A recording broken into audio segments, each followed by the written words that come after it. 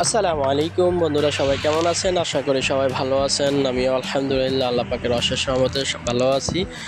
তো আরও একটা নতুন ব্লগ নিয়ে আপনাদের মাঝে হাজির হয়ে গেলাম।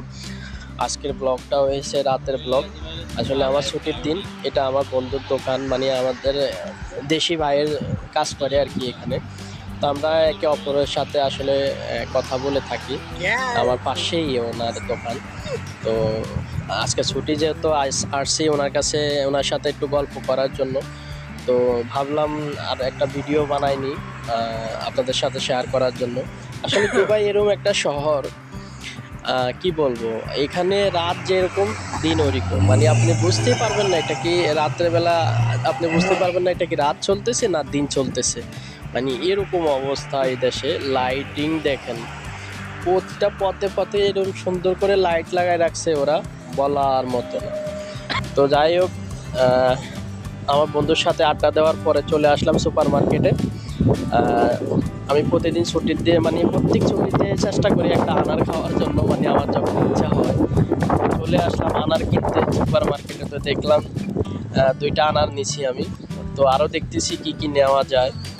কলাও আছে। তো মানে একটু চিন্তা ভাবনা করতেছি আর কি, যে কলা নিব নাকি আনার নিব। তো ফাইনালি ডিসিশন নিয়েছি আনার নিব। আর এখানে দেখেন, এগুলো হইছে আপনার কমলার কেজি মাত্র 3.5 টাকা। আসলে অন্য অন্য দেশ থেকে এখানে মানে সদাইগুলো অনেক সস্তায়। দেখেন, এগুলো হয়েছে মালটা, আমরা মালটা বলে থাকি আর কি, এদেশে অরেঞ্জ বলে। মাত্র 3 দিরহাম। সব ধরনের ফল পাওয়া যায় এখানে। মানে এত সুন্দর কলার কেজি দেখেন 4 টাকা। এখানে কিন্তু কলা পিস হিসাবে বিক্রি হয় না। আমাদের বাংলাদেশে মূলত পিস হিসাবে বিক্রি হয়, এখানে কেজি হিসাবে বিক্রি হয় সব কিছু। যে কোনো কিছু আপনি কেজি হিসাবে কিনতে হবে, ঠিক আছে? তো এখানে আমার সাথে আমার আর একটা বন্ধু ও ডিউটি শেষ করে আমার সাথে বাসায় যাইতেছে।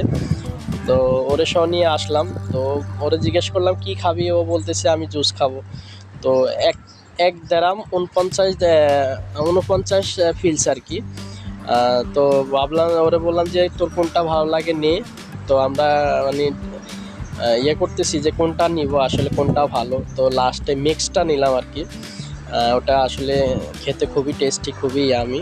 তো ওরে আমি আরও জিজ্ঞেস করতেছি আর কি খাবি বল।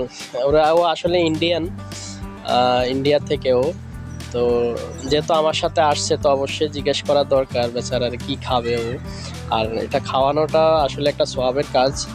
আমরা আসলে অনেকে আবার কৃপণতা করি যে খাওয়াই না, আসলে খাওয়ানোটা খুবই সওয়াবের কাজ। তো আমার আজকের ব্লগটা এই পর্যন্তই। আপনারা সবাই ভালো থাকেন, সুস্থ থাকেন। আল্লাহ হাফেজ।